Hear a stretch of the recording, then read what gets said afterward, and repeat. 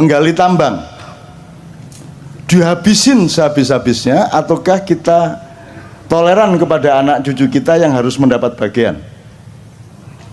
Saya tanya, regulasi pemerintah selama ini pakai saum apa tidak? Tidak.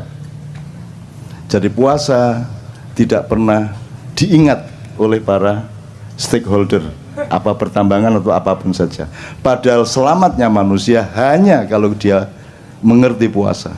Mas, ternyata rapat kabinet, rapat DPR, rapat Pemprov, nomor satu adalah menyadari di mana, kapan, seberapa puasa harus dilakukan, benar nggak?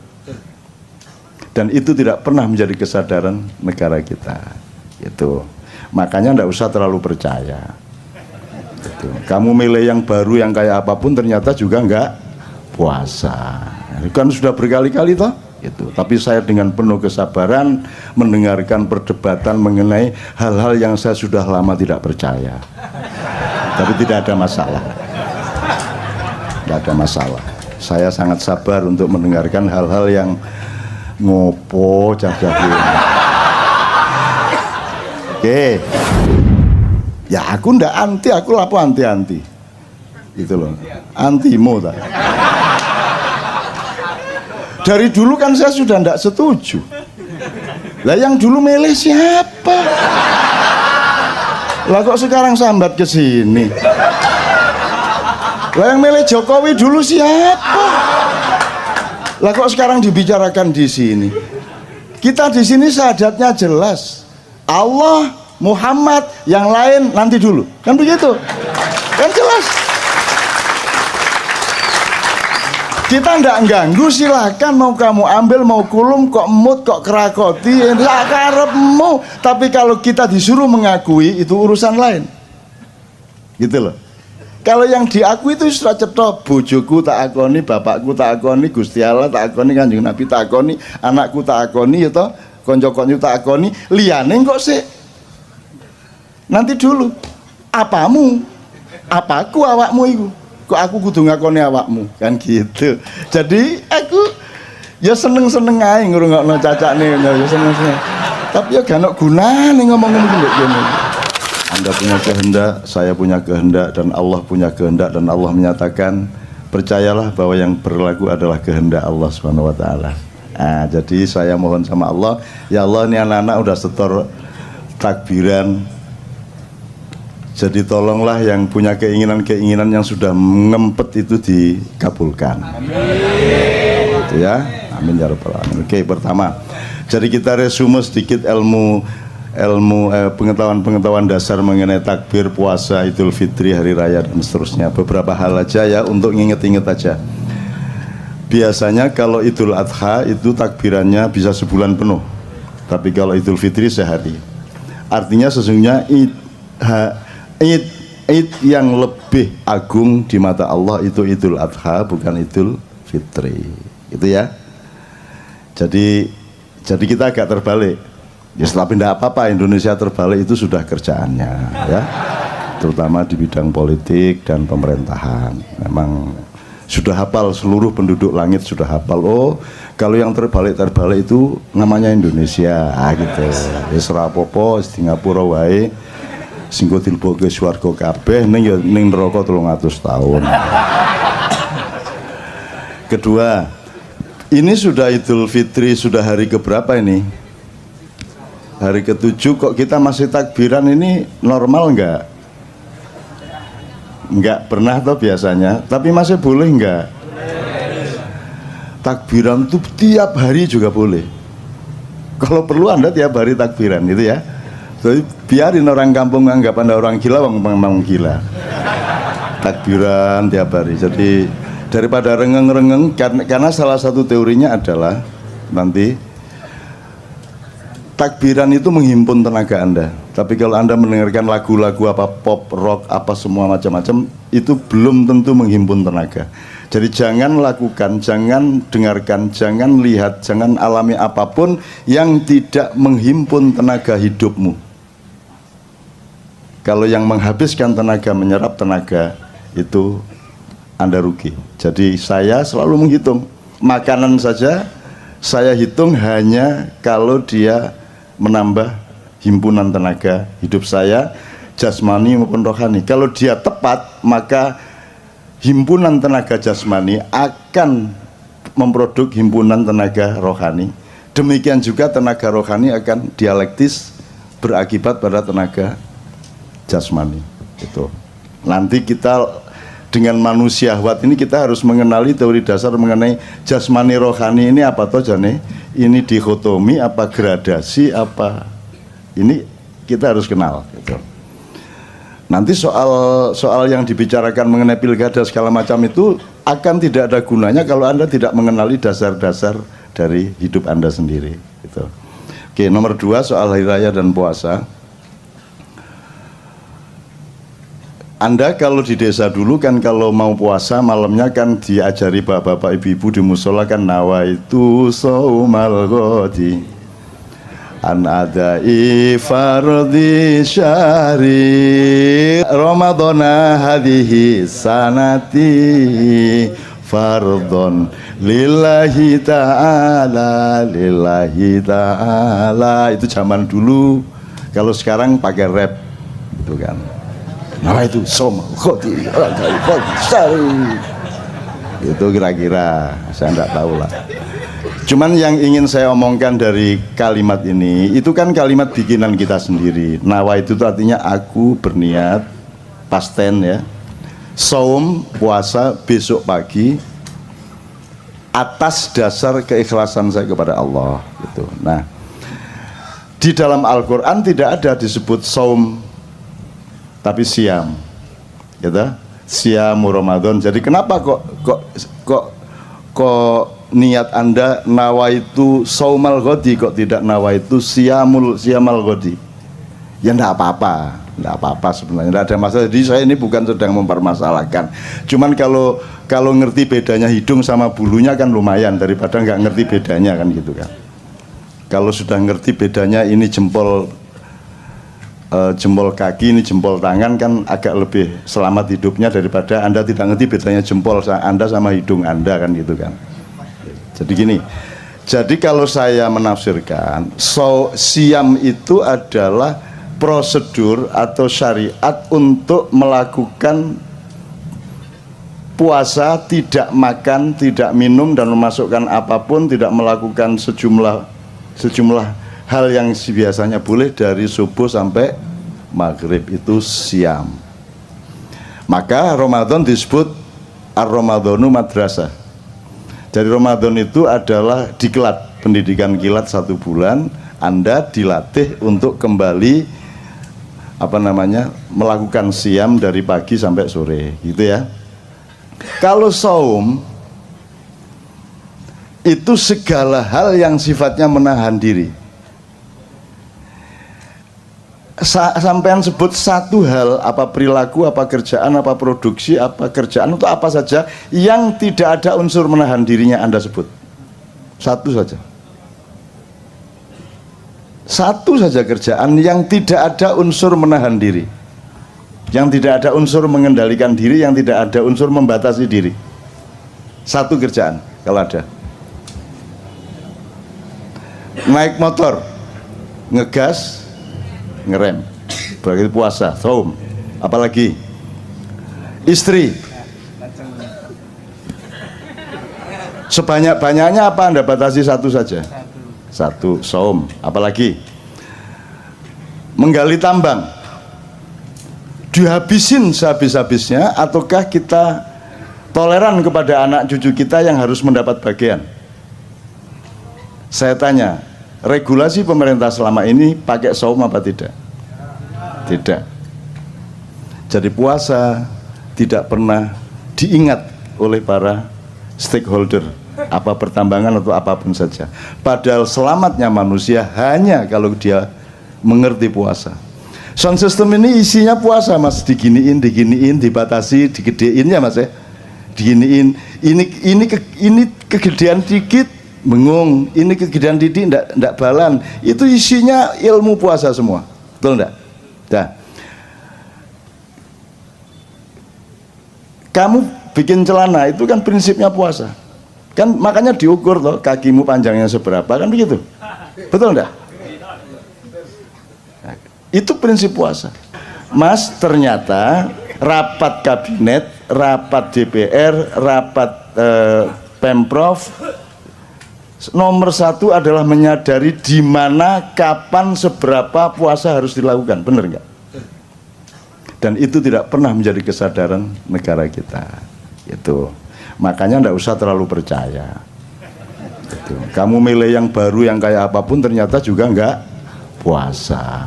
Ini kan sudah berkali-kali toh. Itu. Tapi saya dengan penuh kesabaran mendengarkan perdebatan mengenai hal-hal yang saya sudah lama tidak percaya. Tapi tidak ada masalah. Tidak ada masalah. Saya sangat sabar untuk mendengarkan hal-hal yang ngopo cah-cah. Oke, ini udah jangan terlalu panjang, nanti jadi ceramah puasa. Jadi ngerti bedanya saum sama siam ya. Keselamatan hidupmu, bahkan kaya tidaknya hidupmu tergantung pada kecanggihanmu di dalam menentukan kadar puasamu di dalam pekerjaan, dalam jualan segala macam. Anda jualan bebek goreng, mentang-mentang laris, maka sampai jam 3 malam Anda masih ladeni. Jadi akhirnya beli bebek lagi untuk supaya Anda bisa goreng lagi. Tapi percayalah, kalau Anda melampiaskan, kalau Anda berhari raya tiap hari di warung Anda, maka usia warung Anda juga tidak akan lama. Kalau Anda membatasi jamnya, pokoknya saya cuman jualan bebek paling banyak 50 atau paling banyak 25, habis tutup. Kayak ceker di Solo, kalau Anda lewat Solo, itu buka jam 2 malam, tutup jam 5 pagi. Dah. Pokoknya jam 5 pagi tutup. Pokoknya jam 2 baru buka. Meskipun sudah antri sejak jam 11, pokoknya jam 2 tutup. Kalau Anda punya prinsip puasa seperti, maka Anda memiliki kecenderungan terhadap keawetan atau keabadian. Begitu. Kalau kamu suka apa? Kalau suka makanan apa misalnya di Jakarta? Upamanya soto Betawi, terus pagi soto Betawi, siang soto Betawi, malam soto Betawi, jam 2 malam soto Betawi. Kira-kira berapa lama usia soto Betawi di mulut Anda? Sebentar aja akan Anda bosan kan? Nah, jadi puasa sebenarnya adalah alat yang paling utama untuk mencapai keabadian. Itu ya saya. Itu salah satu contoh aja. Oke. Jadi sudah jelas ya puasa bedanya. Siam adalah diklat Ramadan. Kalau saum artinya adalah apa saja dalam hidup di mana kamu menerapkan prinsip untuk membatasi diri, menahan diri. Regulasi itu apa? Regulasi itu kan menghitung sesuatu secara akurat, secara tepat. Itu namanya puasa. Kan gitu Mas. Coba mentang-mentang seneng sama istrimu kok keloni ya bendino. Esok kelon, awan kelon, sore kelon. Kate ngantor sih dilu ngadeg duluan. Suwe-suwe bosen dewe mari ngono kan gitu. Maka harus ada puasa. Maka Rasulullah mengatakan makanlah kalau lapar dan berhenti makan sebelum kenyang, maka kamu akan sehat dan lebih lama keawetanmu gitu ya Rek ya. Terus imsak. Di sini kalau imsak tandanya apa di Jakarta?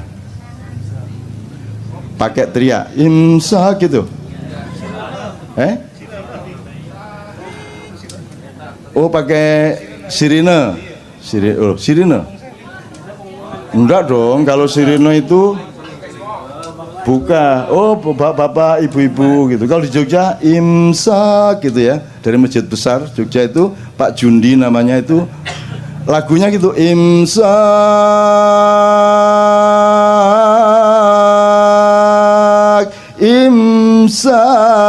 gitu sejak zaman dulu. Setelah Pak Jundi mati yang ganti persis seperti itu juga gitu. Jadi di Jogja itu banyak sosiologi atau gejala sosial yang kita perhatikan dari loudspeaker masjid. Jadi kalau di masjid itu ada pengumuman bapak-bapak, ibu-ibu, innalillahi wa inna ilaihi rajiun telah meninggal dunia, itu berarti Pak Walikun yang mengumumkan. Kalau sudah dengar mulai bapak-bapak, Pak Walikun berarti Anda mati. Begitu ada dengar suara Pak Walikun berarti ada yang mati. Sampai pada suatu hari bapak ibu loh, kok bukan suara Pak Walikun, berarti yang mati Walikun. Loh, nyeneng no, hidup itu nyeneng, dengerin gitu tuh aja sudah seneng kok. Biar gubernursinya siapapun gitu loh. Tapi Anda tuh juga jangan terlalu apa tuh efektivitasnya Anda anti Ahok di sini nih. Oh, ini cuma orang-orang lemah kiri-kiri gendut-gendut. Apalah, Anda ada pengaruhnya lah di sini. Ini tidak ada pengaruhnya sama sekali. Anda anti, Anda pro, tidak ada pengaruhnya. Dan negara itu adalah tatanan yang sudah ada sistemnya, ada lembaganya, ya. Dan ini sama sekali tidak ada urusan sama negara sebenarnya. Negara itu punya legislatif, yudikatif, eksekutif, dan semua mobilisasi atau semua sistem yang dijalankan itu kan berdasarkan 3 lembaga dasar itu. Sehingga kalau ada sosialisasi di masyarakat pasti berasal dari 3 itu. Nah, KJ bukan. KJ ini bukan bagian dari sistem negara. Cuman dia selalu ada karena cintanya melebihi pengurus negara kepada negara. Kan begitu. Mereka kalau kumpul harus ada uang honor, kalau kumpul harus ada SPJ segala macam. Ini enggak. Kumpul enggak jelas.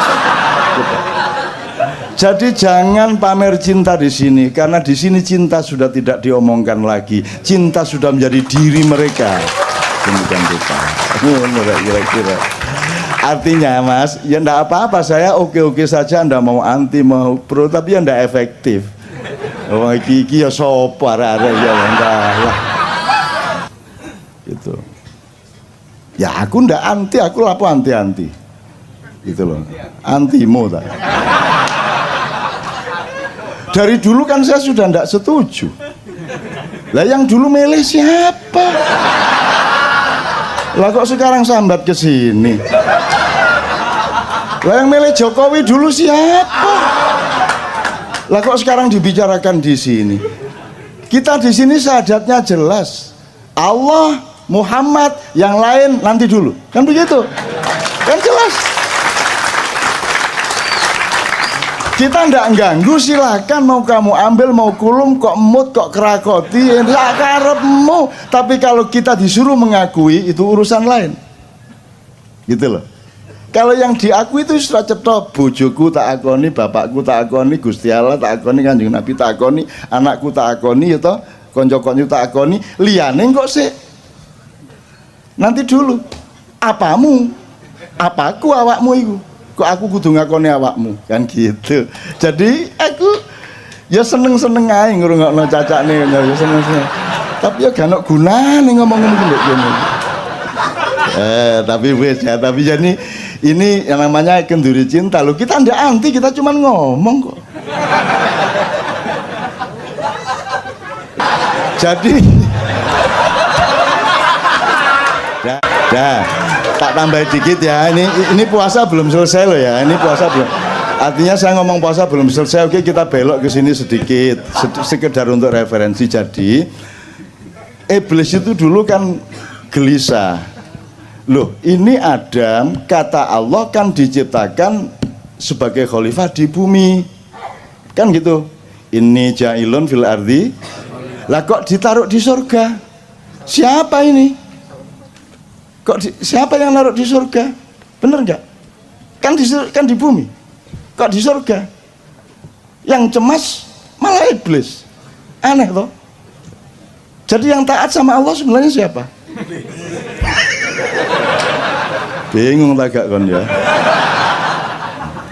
Nah akhirnya iblis berusaha bagaimana caranya melakukan subversi untuk masuk surga, berusaha supaya membawa Adam ke tempat yang seharusnya, kan begitu, sesuai dengan pilkada dan hasil-hasilnya, kan gitu.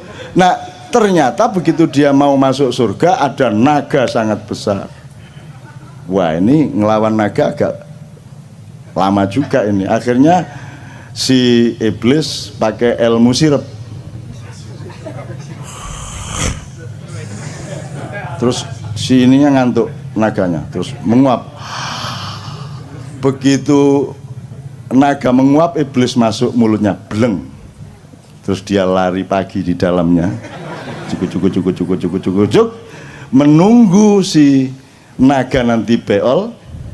Terus dia ikut tainya. Begitu keluar, ekor naga itu ada di dalam surga. Oh no, baru dengar. Oh, saya juga ngarang kok ya. Loh, tapi silakan bantah kalau bisa. Terus begitu masuk surga ternyata ada pasukan lain. Pasukannya tuh burung-burung, terutama burung-burung merak. Tapi itu dah tidak saya ceritakan. Pokoknya intinya sampailah dia ke Adam. Emang Adam makhluk bodoh sehingga bisa dipengaruhi iblis? Kan Allah mengatakan inna khalaqnal insana fi. Adam lebih unggul apa lebih rendah dari iblis? Lebih unggul. Ahsani takwim, dia sebaik-baik ciptaan, masterpiece-nya Allah. Masa bisa dipengaruhi iblis? Terus digoda iblis? Ayo, nggak bisa. Upama saya aja nggak bisa kok digoda iblis kok. Cuman iblis ini pinter, dia pernah kuliah di IKJ. Jadi iblis menciptakan kostum persis seperti malaikat Jibril. Terus dia pakai, pokoknya penampilannya persis Jibril sehingga Adam, wahai Baginda, ada apa gerangan? Baginda menemui aku, gitu kan. Terus diterima oleh Adam karena yang datang menurut Adam itu Jibril. Terus si Jibril palsu ini tidak menjawab, dia cuman menyeret tangannya Adam untuk mendekati sebuah pohon. Nah, di situ kesalahannya, wala taqraba hadhihi syajarah, jangan dekati pohon itu, kata Allah. Maka karena dia mendekati pohon itu dihukumlah Allah sehingga kemudian Adam dipindah ke bumi, kan begitu. Terus disimpulkan oleh manusia di dunia, berarti di surga itu ada pohon yang tidak boleh didekati, itu disebut pohon terlarang, gitu ya. Betul? Pernah dengar pohon terlarang? Saya bilang, kalau di surga ada larangan aku mau rono aku. Surga tidak ada larangan dong. Tidak ada pohon terlarang. Pasti harus ada analisis yang lain, bukan pohon larangan.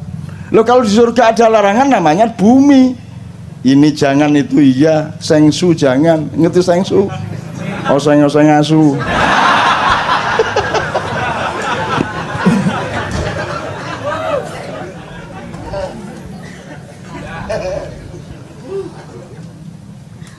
Kok jadi cerita surga saya? Oke, gini teman-teman sekalian, supaya Anda itu gini, saya itu tidak bilang bahwa yang saya omongkan itu benar. Saya itu ingin memberantas GR-nya setiap manusia di dunia, bahwa begitu dia ngomong, meskipun dia yakini, dia pikir itu benernya bener. Padahal setiap yang kita omongkan itu kebenaran relatif, dan mungkin nanti sore, besok pagi kita menemukan kebenaran yang lebih benar, betul enggak? Jadi semua yang saya omongkan itu juga jangan dianggap benar. Bahan saja, siapa tahu melalui omongan ngawur saya itu Anda oleh Allah diberi hidayah untuk menemukan kebenaran. Kan gitu. Jadi jangan percaya sama saya. Sebodoh-bodoh manusia adalah yang percaya kepada saya. Salahmu dewe. Terus nanti Anda masuk surga, ini saya gara-gara percaya sama Cak Nun. Salahmu dewe, kata malaikat Malik. Saya melakukan itu karena saya percaya sama, kenduri cinta sama Cak Nun. Terus jare Malik, ya salahmu dewe, arek dapure koyo ngono kok percaya kan gitu. Jadi jangan percaya saya kesini ini tidak supaya Anda percaya sama saya kesini ini mengajak Anda untuk percaya yang wajib dan sah dan tepat untuk kita percaya, yaitu Allah dan Rasulullah SAW. Salam ngono ya caranya ya. Oke, kembali ke iblis. Jadi pohon itu bukan pohon larangan, itu pohon. Jadi coba sekarang Anda referensinya gini. Allah itu di Quran asalkan dia memberi gambaran sesuatu mengenai misalnya kalimat yang baik, peradaban yang baik, kebudayaan yang baik, pemerintahan yang baik, selalu pakai pohon. Wa mathalu kalimatin thayyibatin kasyajaratin thayyibatin atluha tsabit wa far'uha fis sama. Kan gitu. Jadi pohon itu selalu menjadi idiomatiknya Allah untuk menggambarkan sesuatu. Jadi pohon yang didekati Adam itu karena Adam masih baru akan sekolah di dunia. Kamu jangan dekat-dekat kepada pohon yang kamu tidak akan paham. Itu S3-nya surga. Jadi bukan larangan. Gitu loh. Kamu wali kota belum selesai kok kamu sudah gubernur. Gubernur baru sebentar kok sudah presiden. Tak datengin iblis loh nanti. Kira-kira loh ya. Ya aku nggak ngomongin siapa-siapa, aku cuma memberi gambaran-gambar bahwa asosiasimu ke sana memang benar. Tapi kan saya nggak ganggu toh, saya kan nggak ganggu, saya nggak pernah ngapa-ngapain, saya oke-oke saja. Saya tidak ada urusan sama dunia ini, kamu telan semuanya, aku nggak ada masalah.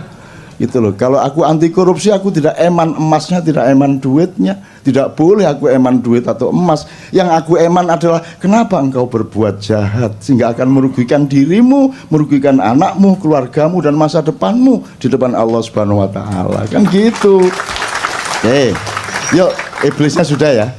Teman-teman sekalian, kita kembali ke puasa. Jadi sekarang imsak tadi ya.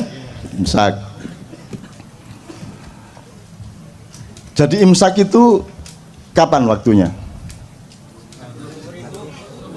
10 menit sebelum azan subuh. Coba ini jawaban kayak begini ini bagaimana coba? Coba ini pekok banget orangnya. Lah masa dire imsak itu waktunya kapan? Dia bilang 10 menit sebelum azan subuh. Coba bagaimana tuh jawabannya? Imsak itu dari subuh sampai maghrib. Bagaimana sih? Imsak itu artinya Anda membatasi diri, menahan diri. Tumsiku, Anda mengendalikan. Imsak itu pengendalian. Jadi imsak itu waktunya dari subuh ke maghrib. Ayo kok tadi jawabnya 10 menit sebelum zuhur. Lara-ara ini. Loh, wong kamu itu urusan satu kata belum beres mau ngurusi Ahok, itu bagaimana? Ya enggak apa-apa, ini guyon deh. Jauh cinta tanpa guyon itu kan bagaikan roti tanpa sambel ya apa gitu. Gitu ya Mas ya. Maka sebenarnya saya sayang sekali kemarin Ramadan tidak bisa ke KJ karena giliran sama Leto sama Noe. Sebenarnya saya ingin kasih saran Anda untuk melakukan ijtihad dan eksperimentasi di masjid Anda masing-masing di kampung. Jadi imsak itu ketika 10 menit sebelum subuh itu kan memperingatkan sebentar lagi kamu harus menahan diri. Jadi sebenarnya kata-katanya imsak itu mengingatkan bahwa nanti kamu harus imsak. Bukan ini sudah imsak, bukan. Nah begitu Allahu Akbar, imsak dimulai. Kan gitu? Jam 7 imsak, 8 imsak, 9 imsak, siang imsak sampai jam 4 sampai jam baru nanti jam 6 kurang dikit baru imsaknya selesai. Jadi saya itu ingin menyarankan Anda mulai Ramadan depan itu sebanyak-banyaknya ucapkan imsak di masjid. Jadi Anda kalau mulai jam 11 mulai agak lapar, Anda ke masjid imsak. Dah. 3 kali gitu ya. Terus nanti jam 1 udah lapar-laparnya itu. Anda ke masjid lagi untuk supaya memberi semangat kepada orang yang berpuasa. Imsak gitu. Terus jam 3 itu juga sudah mulai wah buka masih lama gitu. Jadi lemes itu ucapkan lagi serentak. Imsak itu. Ya kira-kira orang sekampung keluar semua dibawain cangkul, ndasmu dipakai. Padahal benar nggak yang Anda lakukan? Benar lah, makanya kebenaran di depan atau di tengah orang yang tidak mengerti kebenaran itu akan menjadi keburukan. Kan begitu. Jadi kalau ada yang berani mencoba, saya seneng loh itu. Saya seneng ya. Seneng aku. Kalau ada yang berani, masya Allah, ya Allah. Kalau Anda mati syahid, yes.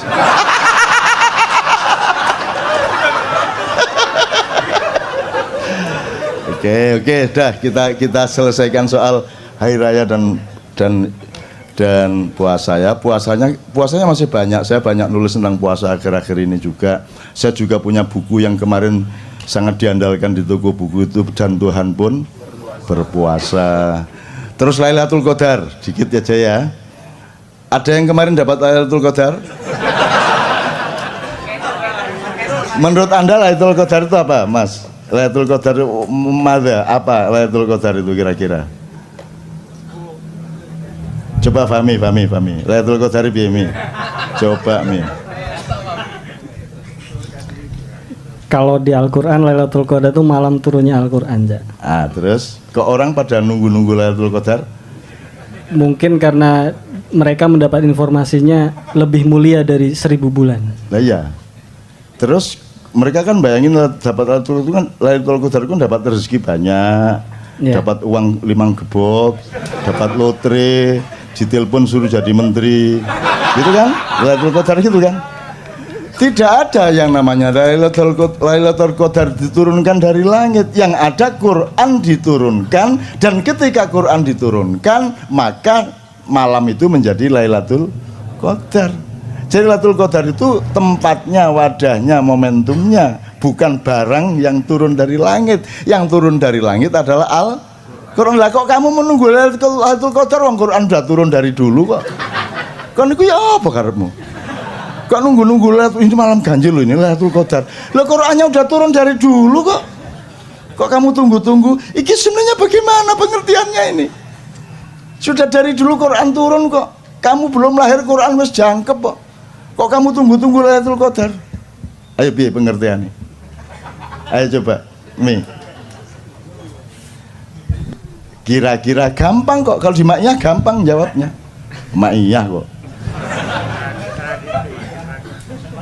Begitu Al-Quran entah satu biji ayat, entah satu biji pemaknaan, hikmah atau apapun kamu pakai dalam hidupmu, berarti dia turun di dalam jiwamu, maka itulah Lailatul Qadar. Kan begitu? Tidak penting siang atau malam. Emang siang dan malam itu bedanya apa? Kalau tidak percaya tanya sama yang buta. Kalau kamu bedakan siang terang benderang ngarepe wong picek kan, ayo ngomong. Coba, kalau ada orang buta, misalnya di asrama orang buta, terus Anda jadi saudara, bedanya siang dan malam itu kira-kira ya apa atine arek iku? Sik dolekno watu rek, watu. Jadi malam dan tidak malam, terang dan gelap itu kan hanya urusan panca indera, betul enggak? Begitu panca indera enggak ada, dia sudah tidak gelap, tidak terang. Apakah hidupmu hanya panca indera? Atau lebih tinggi dan lebih dalam dari panca indera? Apakah cinta bisa engkau pandang? Bisa engkau dengarkan? Yang bisa engkau dengarkan adalah ucapan yang seolah-olah mencintaimu, I love you, kamu dengarkan. Tapi cinta yang sejati bisa kamu dengarkan dengan panca inderamu? Nggak bisa kan? Nggak bisa. Maka Lailatul Qadar juga tidak bisa. Jadi Lailatul Qadar itu milikmu, kapan saja kamu ambil ayat itu kamu berlakukan dalam hidupmu, itulah Lailatul Qadar. Maka kita subjeknya, jangan nunggu-nunggu. Begitu malam ganjil ngene ngarepe omah.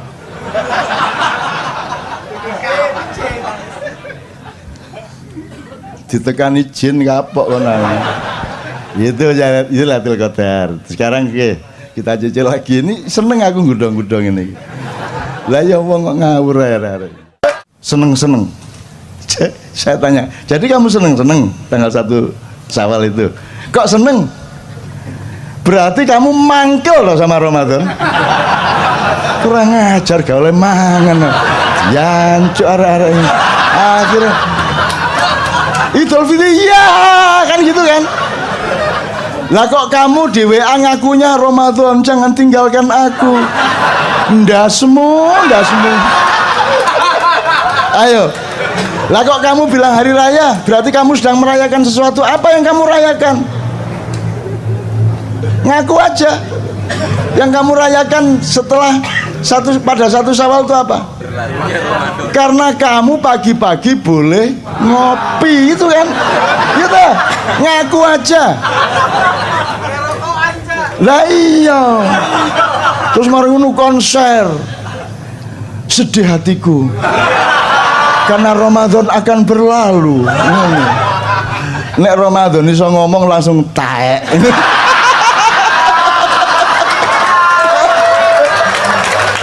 Maka jadi fitri itu ada dua makna epistemologisnya, harfiahnya. Satu, fitri dalam arti keaslian, genuinitas, originalitas, kefitrian, aslimu itu seperti itu. Alhamdulillahirrabbilalamin. Maju mendesak ke depan, enggak apa-apa ya. Bismillah. Coba satu kali takbir.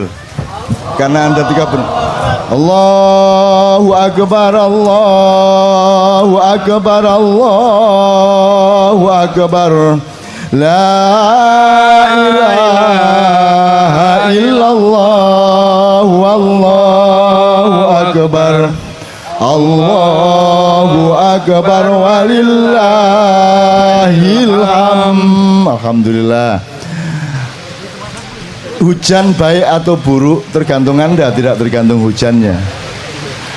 Kalau Anda husnudzon, ya Allah, ini tanda bahwa Allah ikut bergembira atas kegembiraan kita, dan Allah memberkahi, mengabulkan apa yang ada di dalam hati Anda, maka insya Allah hujan ini merupakan tanda kabulnya doa-doa Anda.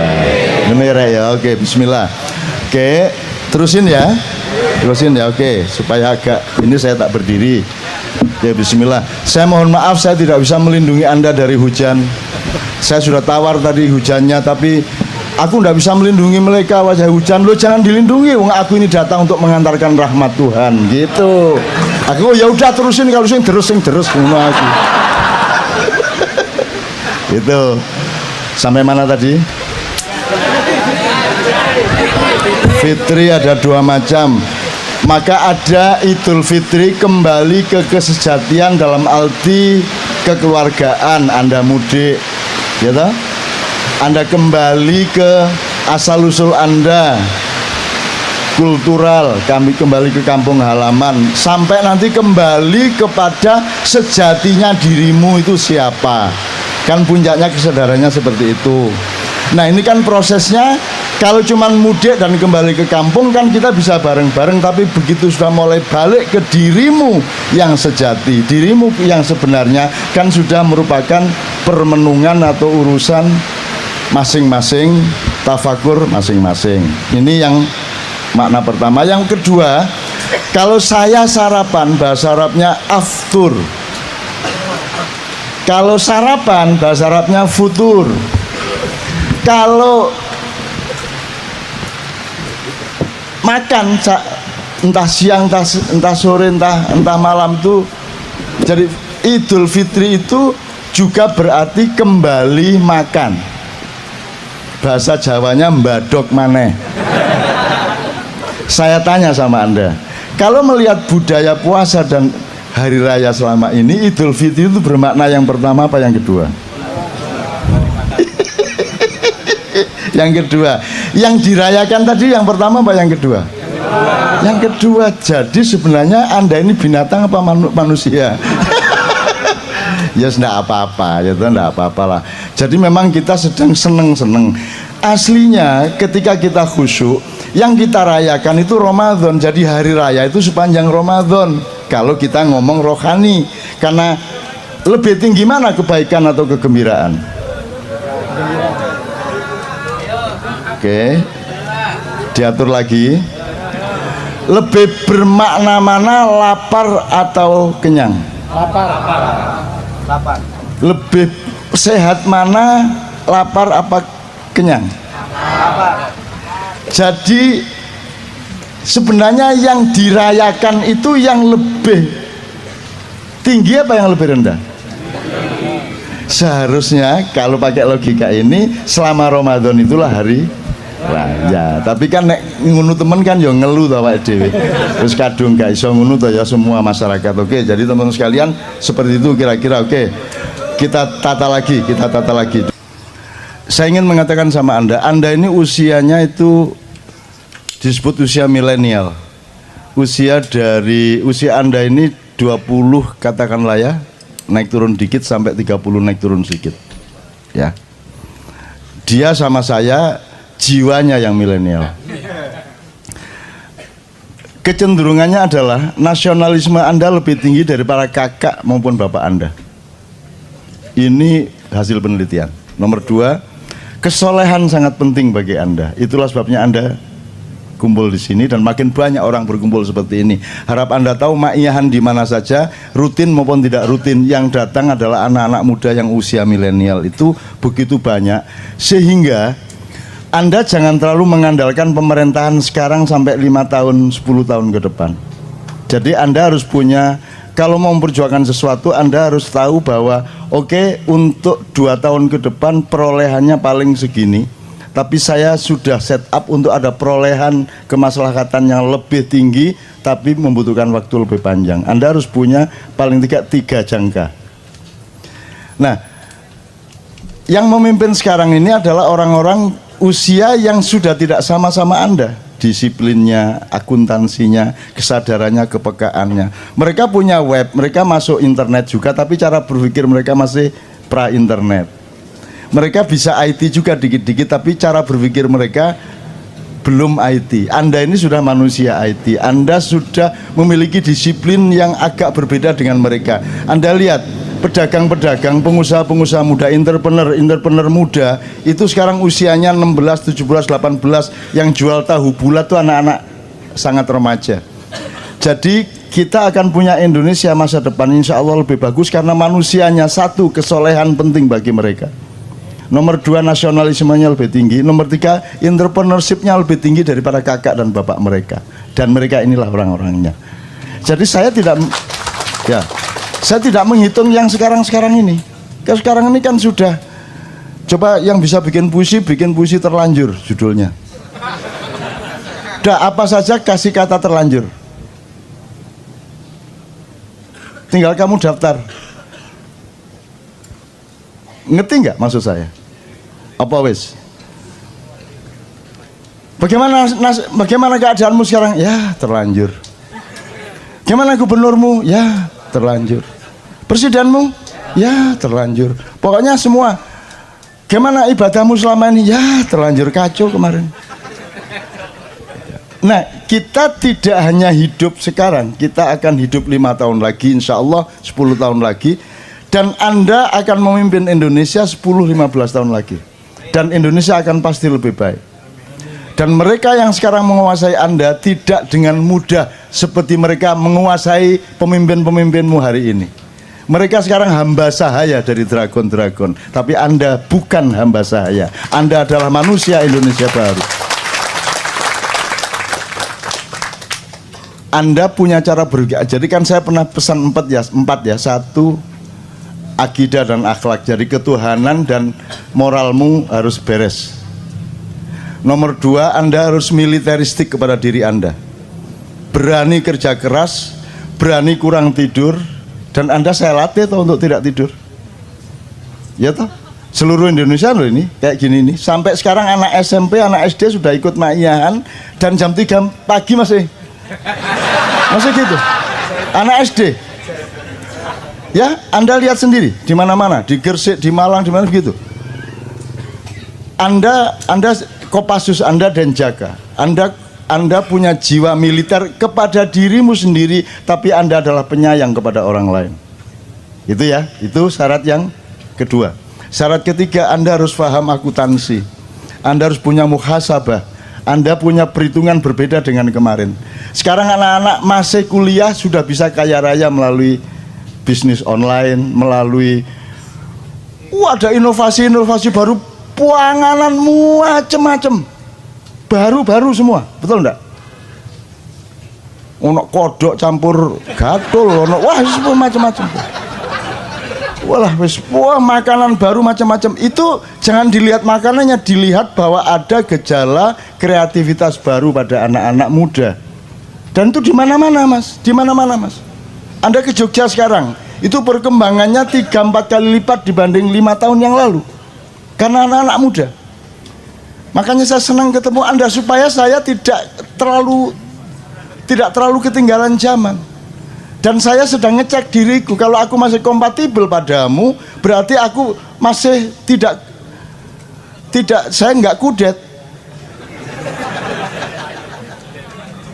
Lawannya kudet apa?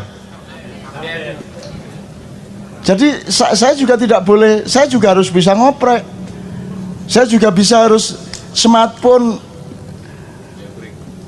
Nggak hanya jailbreak. Itu saya install Android di iPhone. Mau apa kamu? Kamu pikir nggak bisa?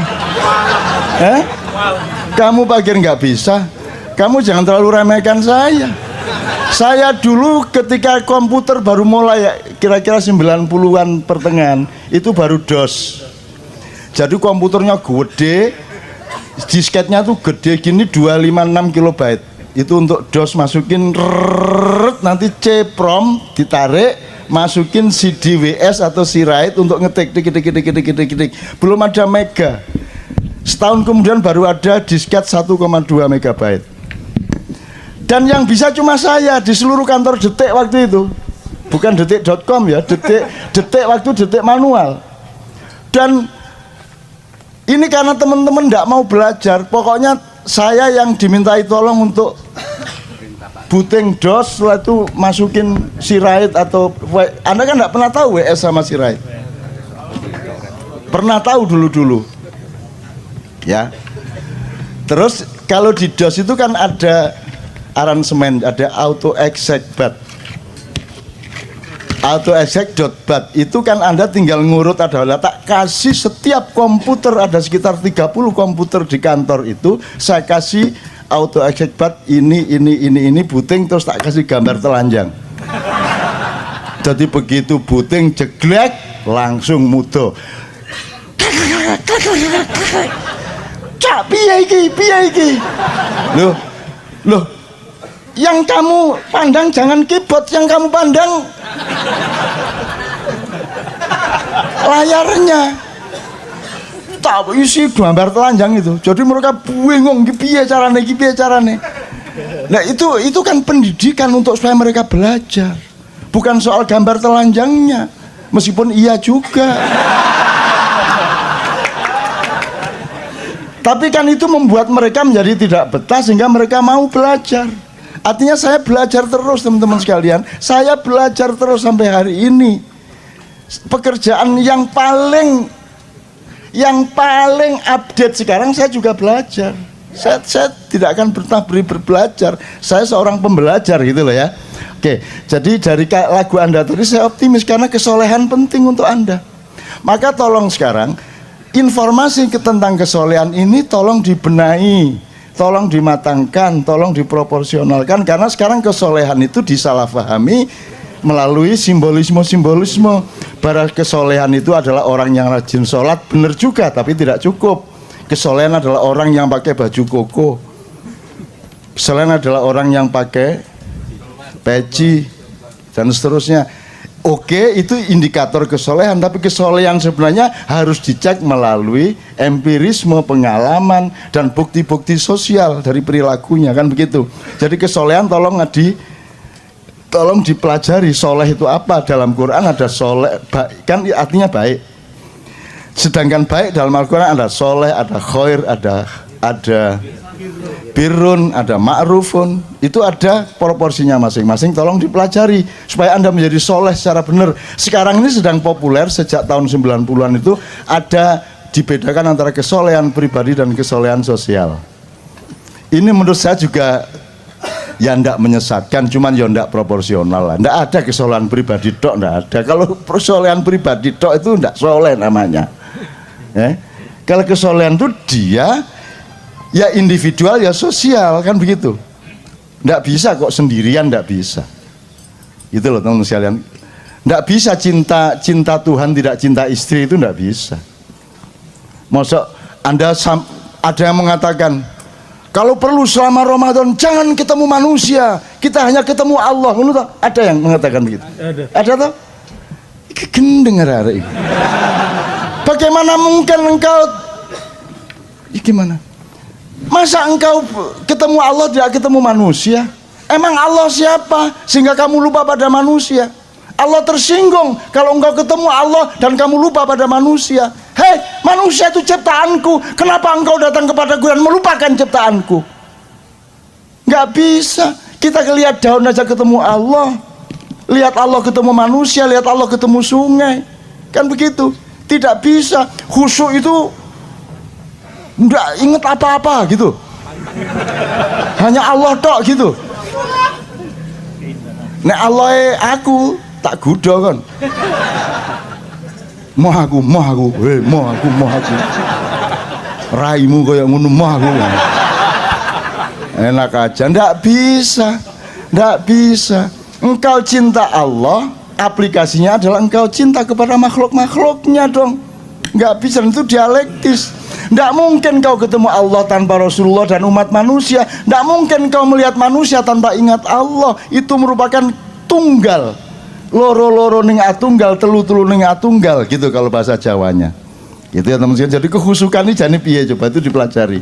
Apa ndak ingat apa-apa kecuali Allah?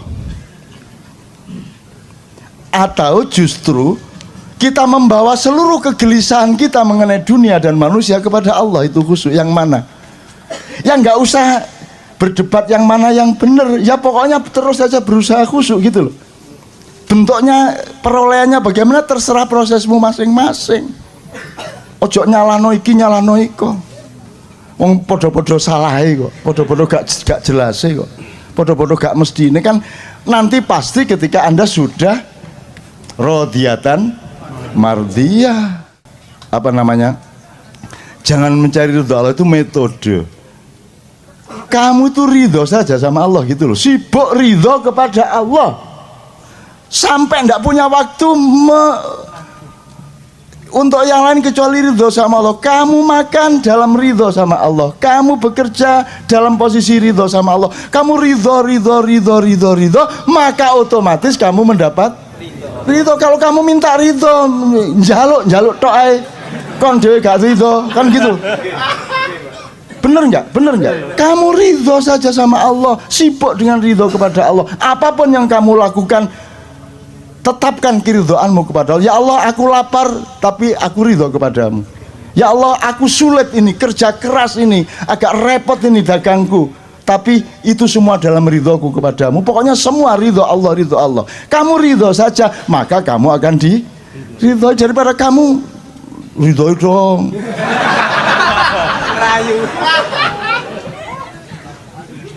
ngerayu kayak orang Madura.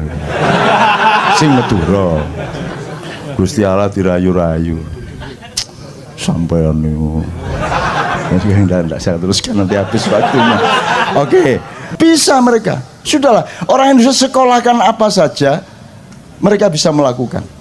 Makanya pendidikan kurang bagus sebenarnya tidak terlalu masalah untuk bangsa Indonesia, karena Anda punya bakat yang luar biasa. Anda ini aksani takwim nomor 1 di seluruh dunia. Gitu loh, tenanan ini. Tentara Indonesia itu di seluruh dunia kalau tugas internasional disukai semua penduduk di sana.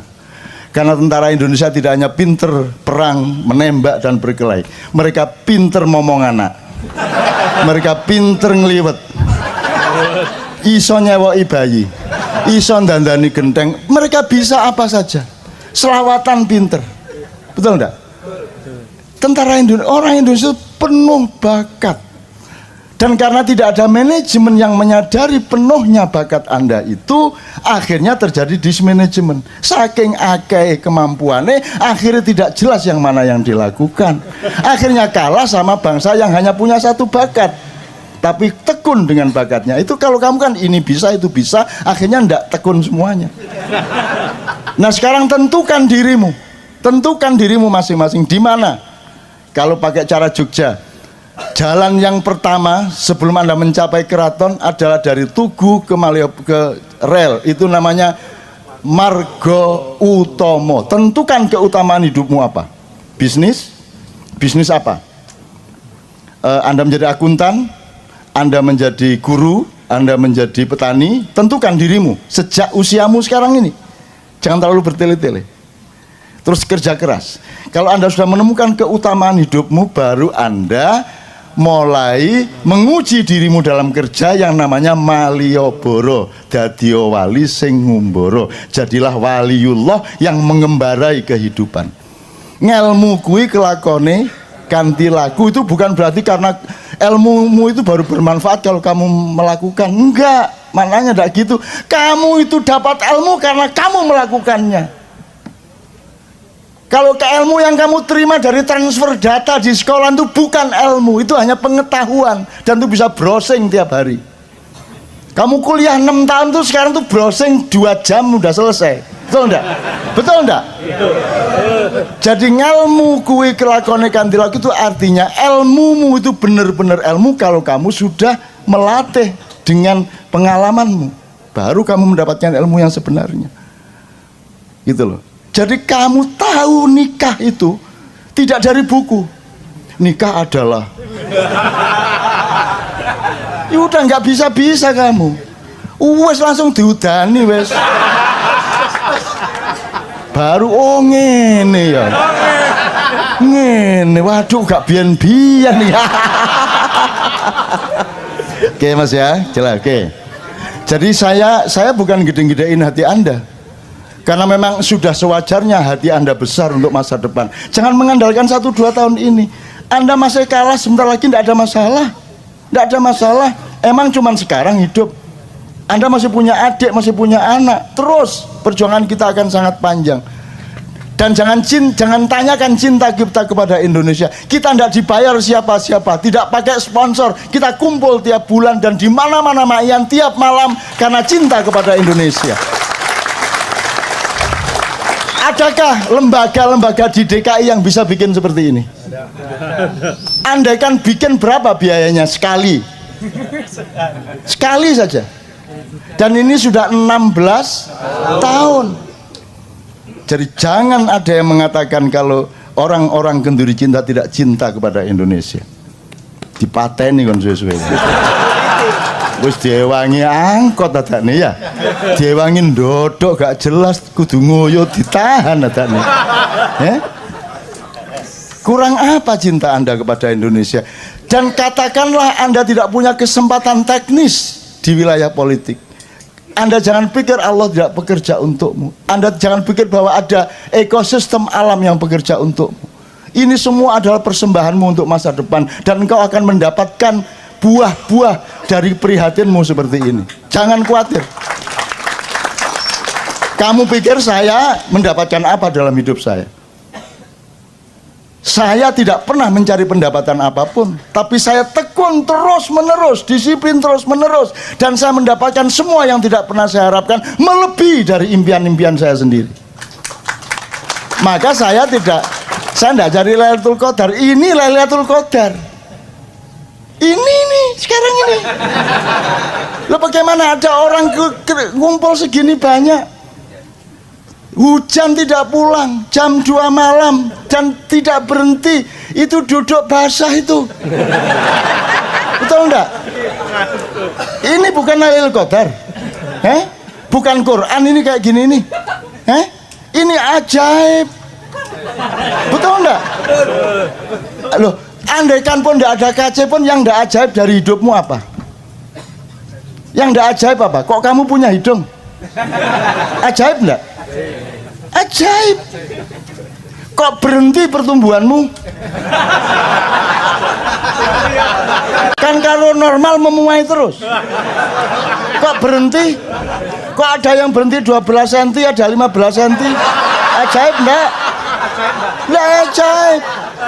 Kok masih cari keajaiban? Apa yang tidak ajaib dari dirimu, wahai anak-anakku? Bercerminlah engkau, tataplah wajahmu. Itu semua keajaiban Allah Subhanahu wa taala.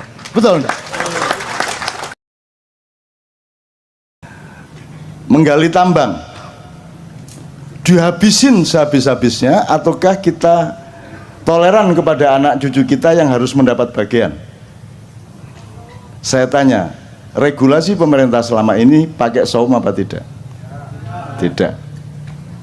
Jadi puasa tidak pernah diingat oleh para stakeholder, apa pertambangan atau apapun saja. Padahal selamatnya manusia hanya kalau dia mengerti puasa. Mas, ternyata rapat kabinet, rapat DPR, rapat Pemprov, nomor satu adalah menyadari di mana, kapan, seberapa puasa harus dilakukan. Benar nggak? Dan itu tidak pernah menjadi kesadaran negara kita. Itu makanya nggak usah terlalu percaya.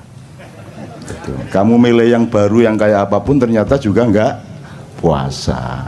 Kan sudah berkali-kali toh. Itu. Tapi saya dengan penuh kesabaran mendengarkan perdebatan mengenai hal-hal yang saya sudah lama tidak percaya.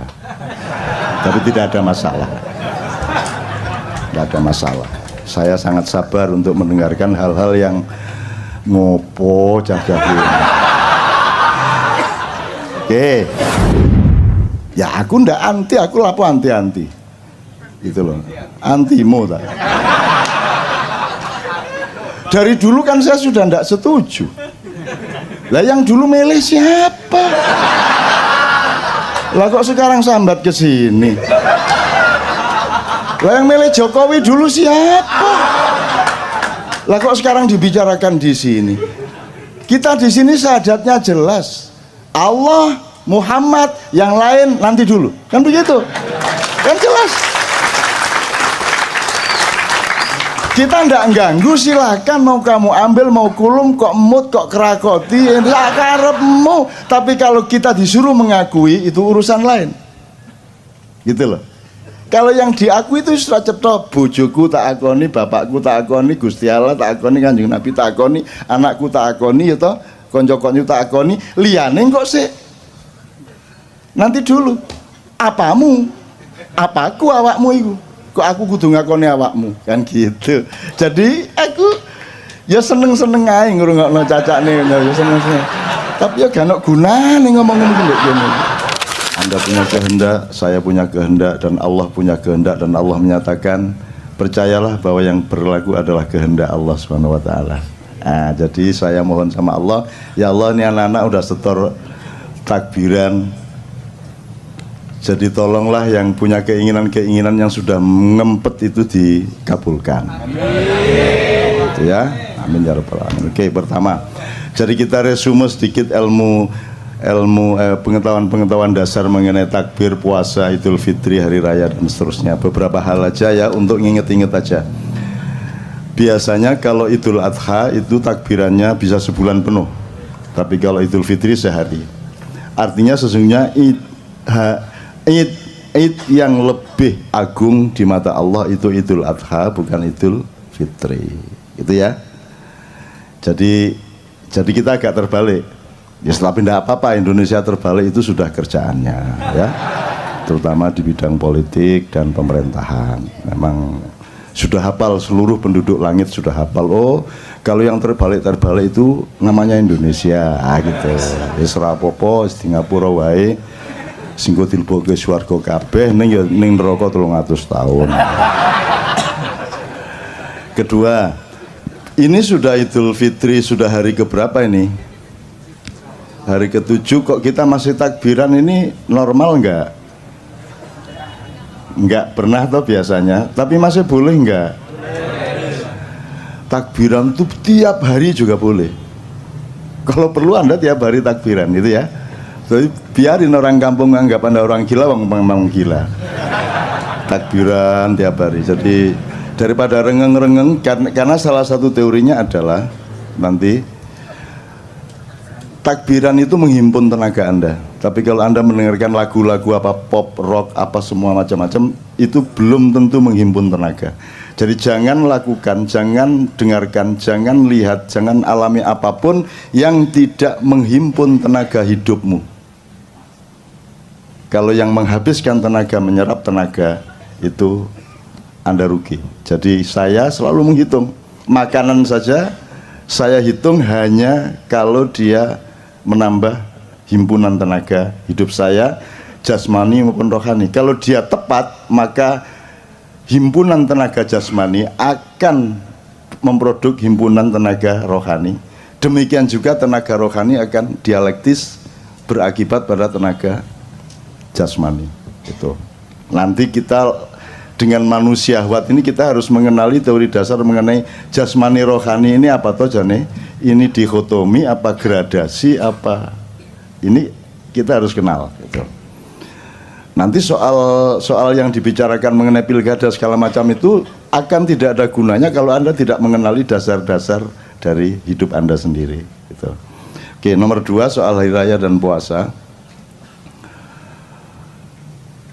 Anda kalau di desa dulu kan kalau mau puasa malamnya kan diajari bapak-bapak ibu-ibu di musola kan nawaitu saumal ghadi an adai fardhi syahri ramadhana hadhihi sanati fardhon lillahi ta'ala itu zaman dulu. Kalau sekarang pakai rap itu kan. Nah itu som khoti itu kira-kira saya tidak tahu lah. Cuman yang ingin saya omongkan dari kalimat ini itu kan kalimat bikinan kita sendiri. Nawa itu artinya aku berniat, pasten ya, saum puasa besok pagi atas dasar keikhlasan saya kepada Allah gitu. Nah di dalam Al-Quran tidak ada disebut saum tapi siam, gitu, siam Ramadan. Jadi kenapa kok niat Anda nawaitu saumal ghadi kok tidak nawaitu siamal ghadi? Ya enggak apa-apa sebenarnya, enggak ada masalah. Jadi saya ini bukan sedang mempermasalahkan. Cuman kalau ngerti bedanya hidung sama bulunya kan lumayan daripada nggak ngerti bedanya kan gitu kan. Kalau sudah ngerti bedanya ini jempol kaki ini jempol tangan kan agak lebih selamat hidupnya daripada Anda tidak ngerti bedanya jempol Anda sama hidung Anda kan gitu kan. Jadi gini, jadi kalau saya menafsirkan siam itu adalah prosedur atau syariat untuk melakukan puasa, tidak makan, tidak minum dan memasukkan apapun, tidak melakukan sejumlah hal yang biasanya boleh dari subuh sampai maghrib, itu siam. Maka Ramadan disebut ar-Ramadhanu madrasah. Jadi Ramadan itu adalah diklat, pendidikan kilat 1 bulan. Anda dilatih untuk kembali melakukan siam dari pagi sampai sore gitu ya. Kalau saum itu segala hal yang sifatnya menahan diri. Sampean sebut satu hal, apa perilaku, apa kerjaan, apa produksi, apa kerjaan untuk apa saja yang tidak ada unsur menahan dirinya Anda sebut. Satu saja kerjaan yang tidak ada unsur menahan diri, yang tidak ada unsur mengendalikan diri, yang tidak ada unsur membatasi diri. Satu kerjaan kalau ada. Naik motor, ngegas, ngerem, berarti puasa, saum. Apalagi istri, sebanyak-banyaknya apa Anda batasi satu saja? Satu, saum. Apalagi menggali tambang, dihabisin sehabis-habisnya ataukah kita toleran kepada anak cucu kita yang harus mendapat bagian? Saya tanya, regulasi pemerintah selama ini pakai saum apa tidak? Tidak. Jadi puasa tidak pernah diingat oleh para stakeholder apa pertambangan atau apapun saja. Padahal selamatnya manusia hanya kalau dia mengerti puasa. Sound system ini isinya puasa, Mas. Diginiin, dibatasi, digedein ya, Mas ya. Diginiin, ini kegedean dikit bengung, ini kegedean dikit ndak balan. Itu isinya ilmu puasa semua. Betul ndak? Dah. Kamu bikin celana itu kan prinsipnya puasa. Kan makanya diukur toh kakimu panjangnya seberapa, kan begitu. Betul enggak? Nah, itu prinsip puasa. Mas, ternyata rapat kabinet, rapat DPR, rapat Pemprov nomor satu adalah menyadari di mana, kapan, seberapa puasa harus dilakukan. Benar enggak? Dan itu tidak pernah menjadi kesadaran negara kita. Itu makanya ndak usah terlalu percaya. Itu. Kamu milih yang baru yang kayak apapun ternyata juga enggak puasa.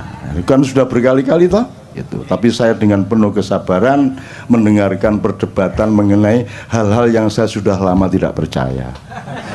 Tapi tidak ada masalah. Tidak ada masalah. Saya sangat sabar untuk mendengarkan hal-hal yang ngopo cah-cah. Oke, ini udah jangan terlalu panjang, nanti jadi ceramah puasa. Jadi ngerti bedanya saum sama siam ya. Keselamatan hidupmu, bahkan kaya tidaknya hidupmu tergantung pada kecanggihanmu di dalam menentukan kadar puasamu di dalam pekerjaan, dalam jualan segala macam. Anda jualan bebek goreng, mentang-mentang laris, maka sampai jam 3 malam Anda masih ladeni. Jadi akhirnya beli bebek lagi untuk supaya Anda bisa goreng lagi. Tapi percayalah, kalau Anda melampiaskan, kalau Anda berhari raya tiap hari di warung Anda, maka usia warung Anda juga tidak akan lama. Kalau Anda membatasi jamnya, pokoknya saya cuman jualan bebek paling banyak 50 atau paling banyak 25, habis tutup. Kayak ceker di Solo, kalau Anda lewat Solo itu buka jam 2 malam, tutup jam 5 pagi. Dah. Pokoknya jam 5 pagi tutup. Pokoknya jam 2 baru buka. Meskipun sudah antri sejak jam 11, pokoknya jam 2 tutup. Kalau Anda punya prinsip puasa seperti, maka Anda memiliki kecenderungan terhadap keawetan atau keabadian. Begitu. Kalau kamu suka apa? Kalau suka makanan apa misalnya di Jakarta? Upamanya soto Betawi, terus pagi soto Betawi, siang soto Betawi, malam soto Betawi, jam 2 malam soto Betawi. Kira-kira berapa lama usia soto Betawi di mulut Anda? Sebentar aja akan Anda bosan kan? Nah, jadi puasa sebenarnya adalah alat yang paling utama untuk mencapai keabadian. Gitu ya, itu salah satu contoh aja. Oke. Jadi sudah jelas ya puasa bedanya. Siam adalah diklat Ramadan. Kalau saum artinya adalah apa saja dalam hidup di mana kamu menerapkan prinsip untuk membatasi diri, menahan diri. Regulasi itu apa?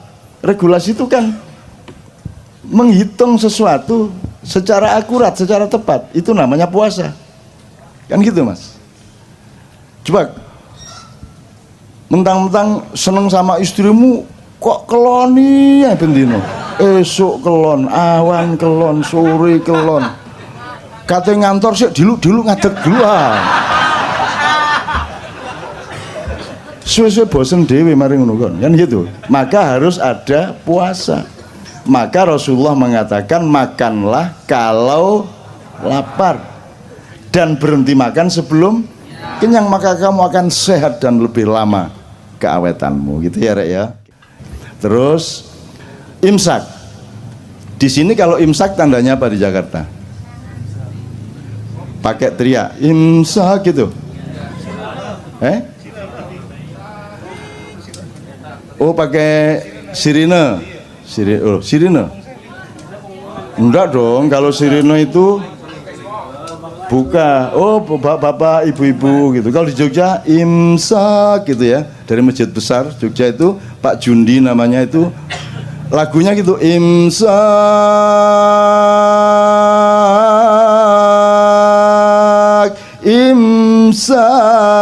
gitu. sejak zaman dulu. Setelah Pak Jundi mati, yang ganti persis seperti itu juga. Itu. Jadi di Jogja itu banyak sosiologi atau gejala sosial yang kita perhatikan dari loudspeaker masjid. Jadi kalau di masjid itu ada pengumuman bapak-bapak, ibu-ibu, innalillahi wa inna ilaihi rajiun telah meninggal dunia, itu berarti Pak Walikun yang mengumumkan. Kalau sudah dengar mulai bapak-bapak, Pak Walikun berarti Anda mati. Begitu ada dengar suara Pak Walikun berarti ada yang mati. Sampai pada suatu hari bapak ibu-ibu loh, kok bukan suara Pak Walikun, berarti yang mati Walikun. Loh, nyeneng no, hidup itu nyeneng. Dengerin gitu tuh aja sudah seneng kok. Biar gubernursinya siapapun itu. Tapi Anda tuh juga jangan terlalu apa tuh efektivitasnya Anda anti Ahok di sini nih. Oh, ini cuma orang-orang lemah kiri-kiri gendut-gendut. Apalah, Anda ada pengaruhnya lah di sini. Ini tidak ada pengaruhnya sama sekali. Anda anti, Anda pro, tidak ada pengaruhnya. Dan negara itu adalah tatanan yang sudah ada sistemnya, ada lembaganya, ya. Dan ini sama sekali tidak ada urusan sama negara sebenarnya. Negara itu punya legislatif, yudikatif, eksekutif, dan semua mobilisasi atau semua sistem yang dijalankan itu kan berdasarkan 3 lembaga dasar itu. Sehingga kalau ada sosialisasi di masyarakat pasti berasal dari 3 itu. Nah, KJ bukan. KJ ini bukan bagian dari sistem negara. Cuman dia selalu ada karena cintanya melebihi pengurus negara kepada negara. Kan begitu.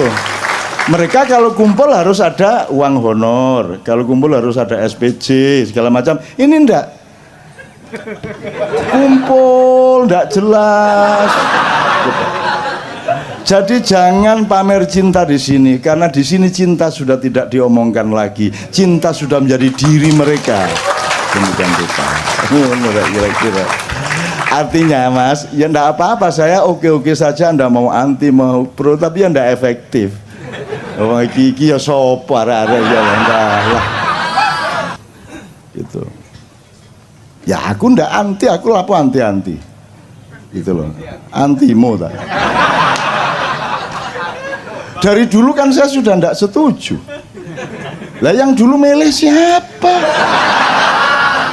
Lah kok sekarang sambat ke sini? Lah yang milih Jokowi dulu siapa? Lah kok sekarang dibicarakan di sini? Kita di sini syahadatnya jelas. Allah, Muhammad, yang lain nanti dulu. Kan begitu? Kan jelas. Kita ndak ganggu, silakan mau kamu ambil, mau kulum, kok emut, kok kerakoti, ya karepmu. Tapi kalau kita disuruh mengakui itu urusan lain. Gitu loh. Kalau yang diakui itu sudah cetok, bojoku tak akoni, bapakku tak akoni, Gusti Allah tak akoni, Kanjeng Nabi tak akoni, anakku tak akoni, ya toh, konco-konco tak akoni, liyane kok sih. Nanti dulu. Apamu? Apaku awakmu itu? Kok aku kudu ngakoni awakmu? Kan gitu. Jadi aku ya seneng-seneng ae ngrungokno cacakne, ya seneng-seneng. Tapi ya gak ono gunane ngomong-ngomong ngene. Tapi wis ya, tapi jadi ini yang namanya kenduri cinta loh. Kita ndak anti, kita cuma ngomong kok. Jadi tak tambah dikit ya. Ini puasa belum selesai loh ya. Ini puasa belum. Artinya saya ngomong puasa belum selesai. Oke, kita belok ke sini sedikit, sekedar untuk referensi. Jadi iblis itu dulu kan gelisah. Loh, ini Adam, kata Allah kan diciptakan sebagai khalifah di bumi. Kan gitu. Inni ja'ilun fil ardi. Lah kok ditaruh di surga? Siapa ini? Siapa yang naruh di surga? Bener nggak? Kan di bumi. Kok di surga? Yang cemas malah iblis. Aneh toh. Jadi yang taat sama Allah sebenarnya siapa? Bingung tak gak kon ya. Nah akhirnya iblis berusaha bagaimana caranya melakukan subversi untuk masuk surga, berusaha supaya membawa Adam ke tempat yang seharusnya. Kan begitu, sesuai dengan pilkada dan hasil-hasilnya. Kan gitu. Nah, ternyata begitu dia mau masuk surga, ada naga sangat besar. Wah, ini ngelawan naga agak lama juga ini. Akhirnya si iblis pakai ilmu sirep. Terus si ininya ngantuk, naganya terus menguap. Begitu naga menguap, iblis masuk mulutnya, bleng. Terus dia lari pagi di dalamnya, cukup, menunggu si naga nanti beol. Terus dia ikut tainya.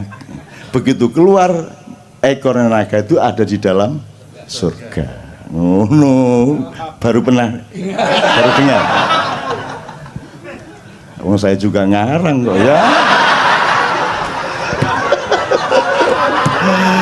Loh, tapi silakan bantah kalau bisa. Terus begitu masuk surga ternyata ada pasukan lain. Pasukannya tuh burung-burung, terutama burung-burung merak. Tapi itu dah tidak saya ceritakan. Pokoknya intinya sampailah dia ke Adam. Emang Adam makhluk bodoh sehingga bisa dipengaruhi iblis? Kan Allah mengatakan inna khalaqnal insana fi. Adam lebih unggul apa lebih rendah dari iblis? Lebih unggul. Ahsani takwim, dia sebaik-baik ciptaan, masterpiece-nya Allah. Masa bisa dipengaruhi iblis?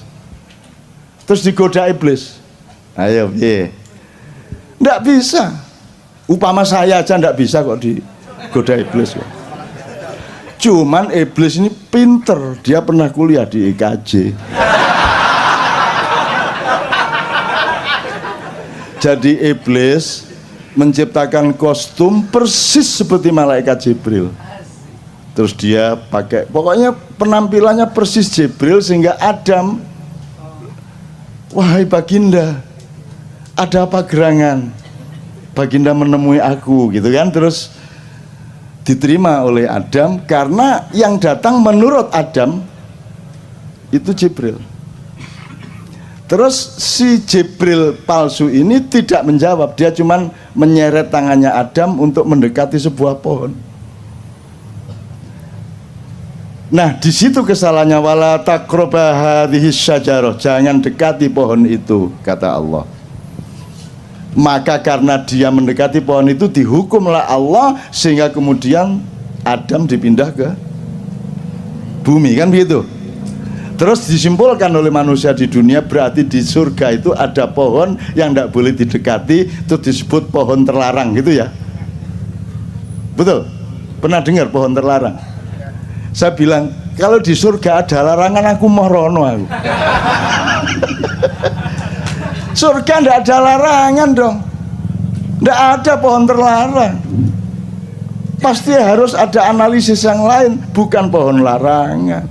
Loh, kalau di surga ada larangan namanya bumi. Ini jangan, itu iya, sengsu jangan. Ngerti sengsu? Oseng-oseng asu.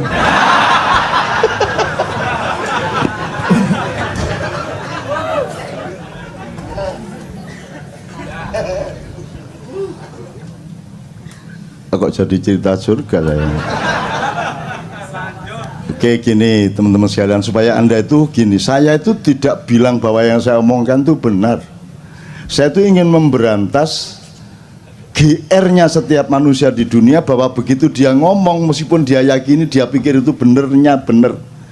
Padahal setiap yang kita omongkan itu kebenaran relatif, dan mungkin nanti sore, besok pagi kita menemukan kebenaran yang lebih benar, betul enggak?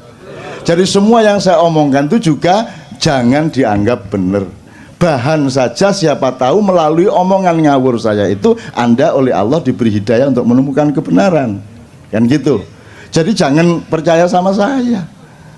Sebodoh-bodoh manusia adalah yang percaya kepada saya. Salahmu dewe. Terus nanti Anda masuk surga, ini saya gara-gara percaya sama Cak Nun. Salahmu dewe, kata malaikat Malik. Saya melakukan itu karena saya percaya sama kenduri cinta sama Cak Nun. Terus jare Malik, ya salahmu dhewe, arek dapure koyo ngono kok percaya kan gitu. Jadi jangan percaya saya kesini ini tidak supaya Anda percaya sama saya kesini ini mengajak Anda untuk percaya yang wajib dan sah dan tepat untuk kita percaya, yaitu Allah dan Rasulullah sallallahu alaihi wasallam. Ngono lho ya carane ya. Oke. Kembali ke iblis. Jadi pohon itu bukan pohon larangan, itu pohon. Jadi coba sekarang Anda referensinya gini. Allah itu di Quran asalkan dia memberi gambaran sesuatu mengenai misalnya kalimat yang baik, peradaban yang baik, kebudayaan yang baik, pemerintahan yang baik, selalu pakai pohon. Wa mathalu kalimatin thayyibatin kasyajaratin thayyibatin atluha tsabit wa far'uha fis sama. Kan gitu. Jadi pohon itu selalu menjadi idiomatiknya Allah untuk menggambarkan sesuatu. Jadi pohon yang didekati Adam itu karena Adam masih baru akan sekolah di dunia. Kamu jangan dekat-dekat kepada pohon yang kamu tidak akan paham. Itu S3-nya surga. Jadi bukan larangan. Gitu loh. Kamu wali kota belum selesai kok kamu sudah gubernur. Gubernur baru sebentar kok sudah presiden. Tak datengin iblis loh nanti. Kira-kira loh ya. Ya aku nggak ngomongin siapa-siapa, aku cuma memberi gambaran-gambar bahwa asosiasimu ke sana memang benar. Tapi kan saya nggak ganggu toh. Saya kan nggak ganggu, saya nggak pernah ngapa-ngapain, saya oke-oke saja. Saya tidak ada urusan sama dunia ini, kamu telan semuanya, aku nggak ada masalah. Gitu loh. Kalau aku anti korupsi, aku tidak eman emasnya, tidak eman duitnya. Tidak boleh aku eman duit atau emas. Yang aku eman adalah kenapa engkau berbuat jahat sehingga akan merugikan dirimu, merugikan anakmu, keluargamu dan masa depanmu di depan Allah Subhanahu wa taala. Kan gitu. Oke. Yuk, iblisnya sudah ya. Teman-teman sekalian, kita kembali ke puasa. Jadi sekarang imsak tadi ya. Imsak. Jadi imsak itu kapan waktunya? 10 menit sebelum azan subuh. Coba ini jawaban kayak begini ini bagaimana coba? Coba ini pekok banget lah masa dire imsak itu waktunya kapan? Dia bilang 10 menit sebelum azan subuh. Coba bagaimana tuh jawabannya? Imsak itu dari subuh sampai maghrib. Bagaimana sih? Imsak itu artinya Anda membatasi diri, menahan diri. Tumsiku, Anda mengendalikan. Imsak itu pengendalian. Jadi imsak itu waktunya dari subuh ke maghrib. Ayo kok tadi jawabnya 10 menit sebelum zuhur. Lara-ara ini. Loh, wong kamu itu urusan satu kata belum beres mau ngurusi Ahok, itu bagaimana? Ya enggak apa-apa, ini guyon deh. Jauh cinta tanpa guyon itu kan bagaikan roti tanpa sambel ya apa gitu. Gitu ya Mas ya. Maka sebenarnya saya sayang sekali kemarin Ramadan tidak bisa ke KC karena giliran sama Leto sama Noe. Sebenarnya saya ingin kasih saran Anda untuk melakukan ijtihad dan eksperimentasi di masjid Anda masing-masing di kampung. Jadi imsak itu ketika 10 menit sebelum subuh itu kan memperingatkan sebentar lagi kamu harus menahan diri. Jadi sebenarnya kata-katanya imsak itu mengingatkan bahwa nanti kamu harus imsak. Bukan ini sudah imsak, bukan. Nah begitu Allahu Akbar, imsak dimulai. Kan gitu? Jam 7 imsak, 8 imsak, 9 imsak, siang imsak sampai jam 4 sampai jam baru nanti jam 6 kurang dikit baru imsaknya selesai. Jadi saya itu ingin menyarankan Anda mulai Ramadan depan itu sebanyak-banyaknya ucapkan imsak di masjid. Jadi Anda kalau mulai jam 11 mulai agak lapar, Anda ke masjid imsak. Dah. 3 kali gitu ya. Terus nanti jam 1 udah lapar-laparnya itu. Anda ke masjid lagi untuk supaya memberi semangat kepada orang yang berpuasa. Imsak itu sana. Terus jam 3 itu juga sudah mulai wah buka masih lama gitu. Jadi lemes itu ucapkan lagi serentak. Imsak itu. Ya kira-kira orang sekampung keluar semua dibawain cangkul ndasmu dipakai. Padahal benar nggak yang Anda lakukan? Benar lah, makanya kebenaran di depan atau di tengah orang yang tidak mengerti kebenaran itu akan menjadi keburukan. Kan begitu. Jadi kalau ada yang berani mencoba saya seneng loh itu. Saya seneng ya. Seneng aku. Kalau ada yang berani, masya Allah, ya Allah. Kalau Anda mati syahid yes.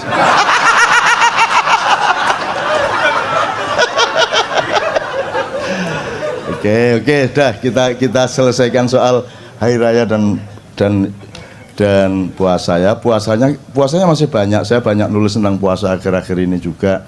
Saya juga punya buku yang kemarin sangat diandalkan di toko buku itu, dan Tuhan pun berpuasa. Terus Lailatul Qadar, dikit aja ya. Ada yang kemarin dapat Lailatul Qadar? Menurut Anda Lailatul Qadar itu apa, Mas? Lailatul Qadar apa Lailatul Qadar itu kira-kira? Coba Fami. Lailatul Qadar piye mi? Coba mi. Kalau di Al-Qur'an Lailatul Qadar itu malam turunnya Al-Qur'an, ja. Terus kok orang pada nunggu Lailatul Qadar? Mungkin karena mereka mendapat informasinya lebih mulia dari 1000 bulan. Nah iya.